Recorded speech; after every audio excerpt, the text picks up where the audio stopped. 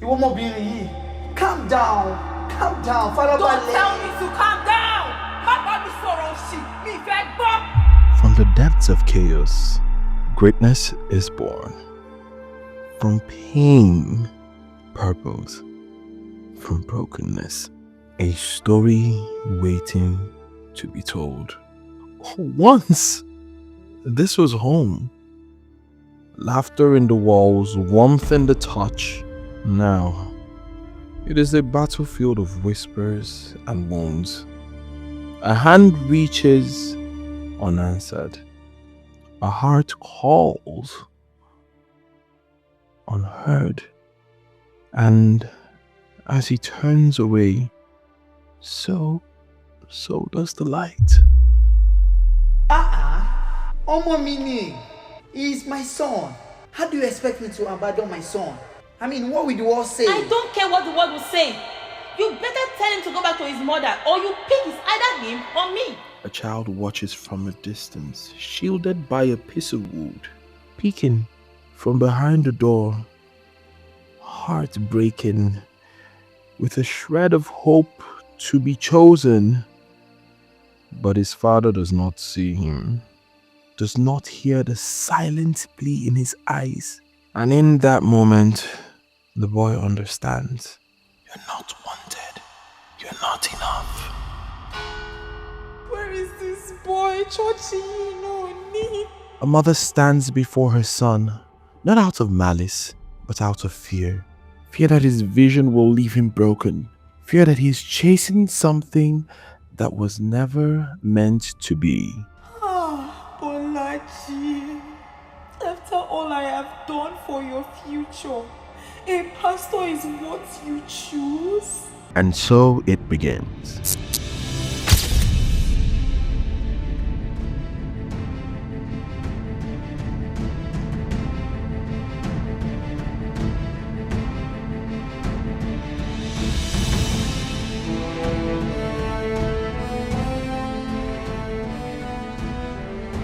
God has called him, chosen him to be a harvester of souls for the kingdom.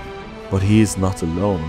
The ones who were always meant to be part of his journey, destined helpers, called warriors, soldiers who will rise not just to stand with him, but to push with him. Together they will shake the earth with the power of what has been placed in their hands. I met Pastor Bolaji as a teenager, right? We were both teenagers in the streets somewhere in Lagos. Pastor Bolaji would literally come and pick us from the house. We would then go into the bush, to just go pray. Sometimes he would then go into some schools and just go preach the gospel. Pastor Bolaji has impacted my life in many ways. Today, I can do a long walk for 1 hour, 30 minutes, and I'll be praying in tongues. We call it tongue walk. I learned that from Pastor Bolaji. I'm not from any other person. In 2008, there was a conference organized by Daystar. It was a Daystar Leadership Academy for campus leaders.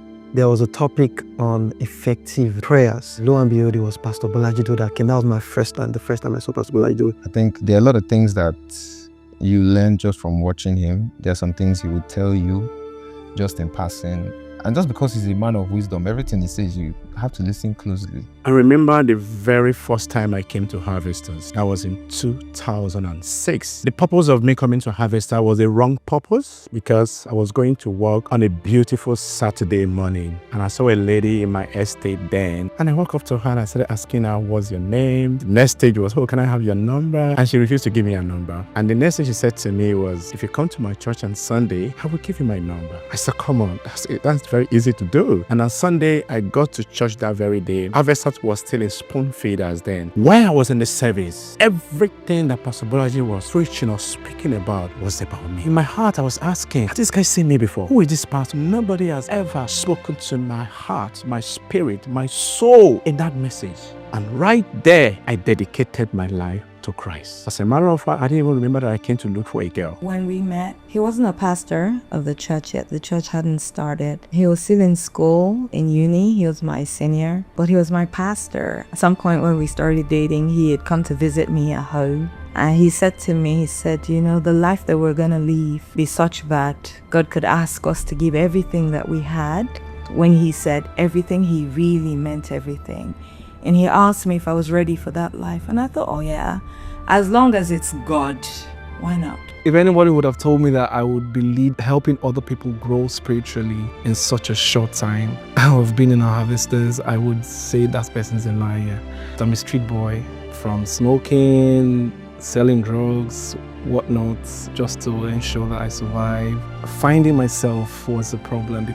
I knew that I couldn't do it myself, and I've been running away from all of the whole church thing for the longest. And then when I got into Harvesters, one thing that struck me about Pastor B's messages was how I could relate to them. I remember back in those days when the choir was so unprofessional, Pastor B was asked, what is the next step? What can we do to improve the choir? The organogram we operate in the choir today was created by Pastor B.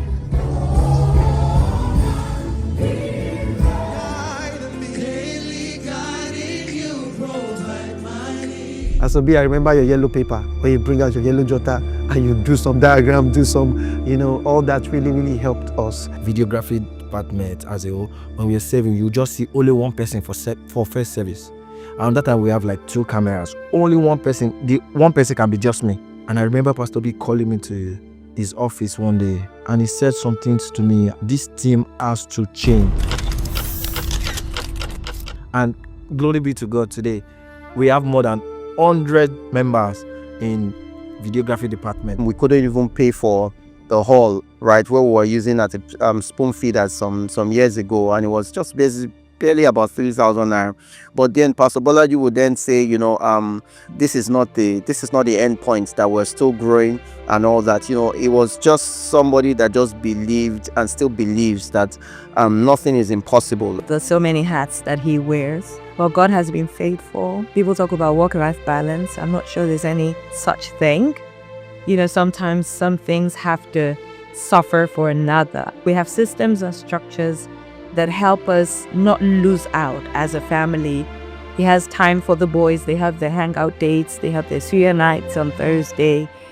We have dates where we go out, where we hand out and stuff like that. There's one time I was trekking from Bagada Church to Medina Estate, and he just stopped by me in his car, and he's like, where are you going to? I'm like, I'm walking home. He's like, jump in, come in. And I'm like, it was shocking to me.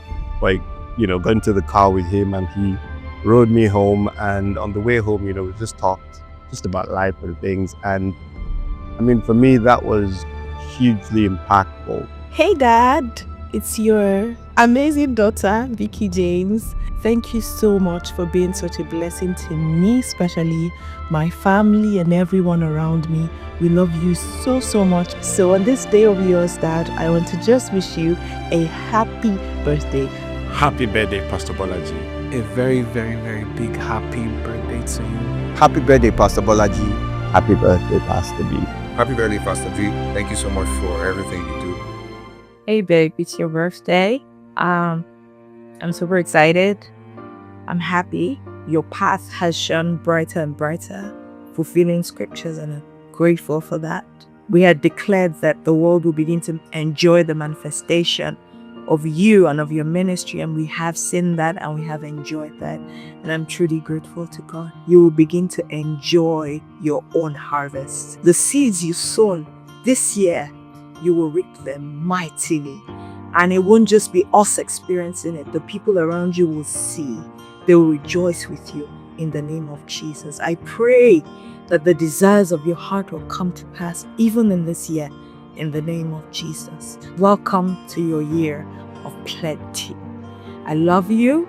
Have a very happy birthday. Thanks, babe. Happy birthday. If you're jealous, you cannot be